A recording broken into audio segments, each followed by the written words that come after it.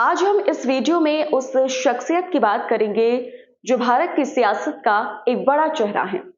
90 के दशक से अब तक दलितों की आवाज बनकर भारत की पहली दलित महिला भी बनी। जी हां, हम बात कर रहे हैं बहन जी के सरनेम से मशहूर होने वाली यूपी की 4 बार की मुख्यमंत्री रह चुकी मायावती की।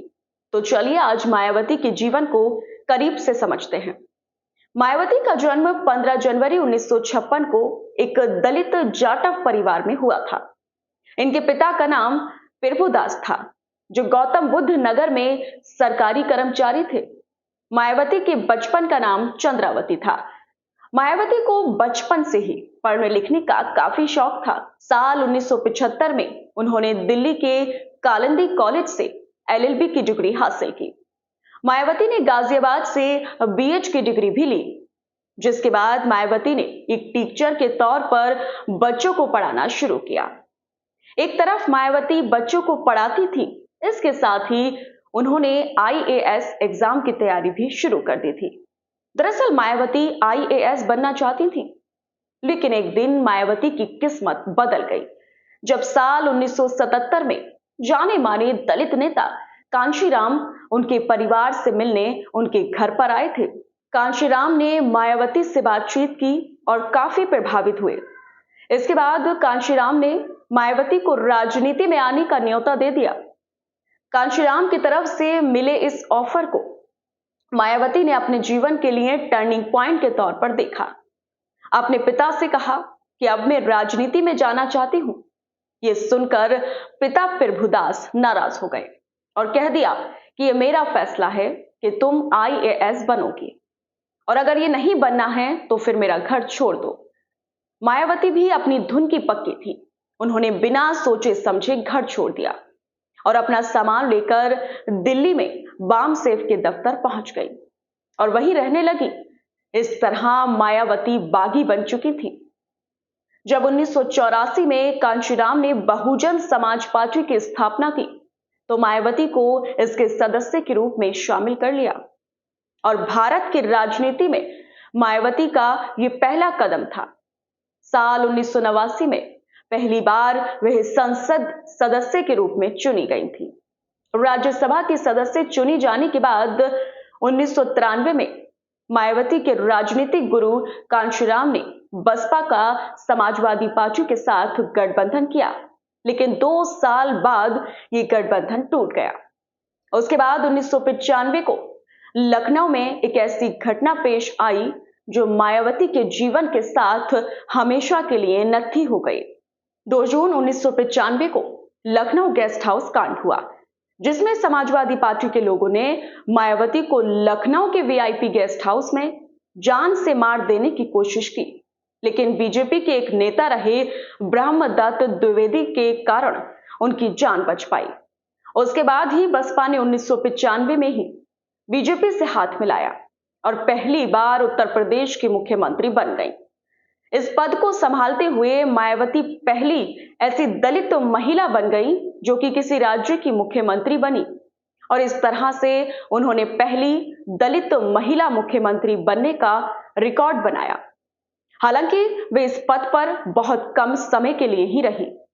इसके बाद फिर 1997 में मायावती बीजेपी के समर्थन से दूसरी बार उत्तर प्रदेश की मुख्यमंत्री बनी। इस बार वो कुछ महीनों के लिए ही इस कुर्सी पर रही थी। हालांकि 2002 में फिर से विधानसभा चुनाव में मायावती ने अपनी बहुजन समाज पार्टी का बीजेपी के साथ गठबंधन किया और वे तीसरी बार यूपी की सीएम बनी। लेकिन 2003 में बीजेपी ने बीएसपी का साथ छोड़ दिया था, जिसके चलते मायावती को अपना मुख्यमंत्री पद छोड़ना पड़ा।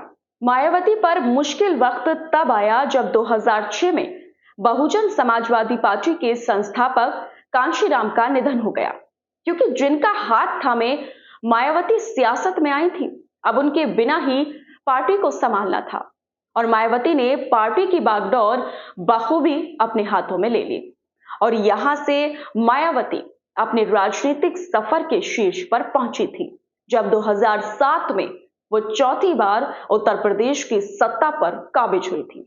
खास बात यह भी थी कि 2007 में पहली बार मायावती बिना किसी पार्टी के सहारे के मुख्यमंत्री की कुर्सी पर बैठी और 5 साल तक मुख्यमंत्री बनी रही।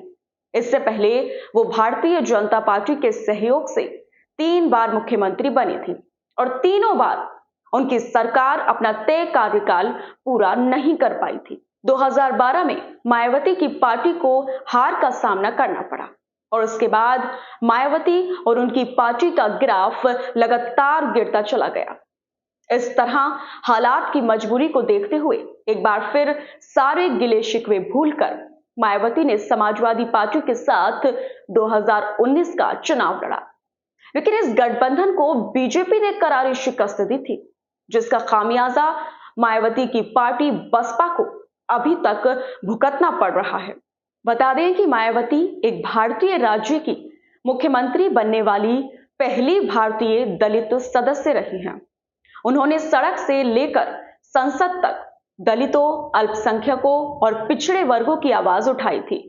उनका मानना है कि उनकी पार्टी यानी बहुजन समाज पार्टी धार्मिक अल्पसंख्यकों और पिछड़े वर्गों सहित बहुजनों, दलितों के सुधार, विकास और कल्याण के लिए ही बनी है। लेकिन अब मायावती पर बीजेपी के सहयोगी होने और अपने मिशन से हट जाने का आरोप बार बार लगने लगा है। हालांकि ये कोई पहला ऐसा मौका नहीं है जब मायावती पर आलोचनाओं के बॉन्ड छोड़े गए हों। मायावती ने अपने इस चुनावी सफर में कई मामलों में खूब आलोचनाओं का सामना किया है। मायावती ने अपने मुख्यमंत्री के कार्यकाल के दौरान बौद्ध धर्म और दलित आइकॉन समझे जाने वाले महापुरुषों की कई प्रतिमाएं स्थापित कराई थी, जिसमें वे खुद भी शामिल थी। ये उन पर बड़ी आलोचना थी कि उन्होंने सरकारी पैसा पानी की तरह बहा दिया था। इसके अलावा वर्ल्ड बैंक फंड की अव्यवस्था के लिए भी वे आलोचनाओं का शिकार हुई। एक बार उन्हें विकीलीक्स के आरोप का भी सामना करना पड़ा था। इसी के साथ मार्च 2019 में सुप्रीम कोर्ट ने मायावती से हाथी की मूर्ति और साथ ही खुद की मूर्ति पर खर्च होने वाले पैसे का स्पष्टीकरण भी मांगा था। अप्रैल 2019 में भारत के चुनाव आयोग ने आचार संहिता का उल्लंघन करने के लिए मायावती पर 48 घंटे का प्रतिबंध लगा दिया था। बहरहाल मायावती ने अपने राजनीतिक करियर में काफी विवादों को झेला है और एक मजबूत महिला और नेता के तौर पर हमेशा खड़ी नजर आई हैं। लेकिन फिलहाल ऐसा माना जा रहा है कि मायावती राजनीतिक अवसान में चली गई हैं और वे इस बात से डर गई हैं कि कहीं इस उम्र में उन्हें जेल में रहने की नौबत ना आ जाए। इसलिए वो एक के बाद एक कई ऐसे फैसले ले रही हैं जिन्हें देखने के बाद लगता है कि मायावती जबरदस्त दबाव में रहने को मजबूर हैं। वैसे मायावती को लेकर आपकी क्या राय है, कमेंट बॉक्स में जरूर बताएं और चैनल पर पहली बार आए हैं तो ग्लोबल बाउंड्री को सब्सक्राइब कर लें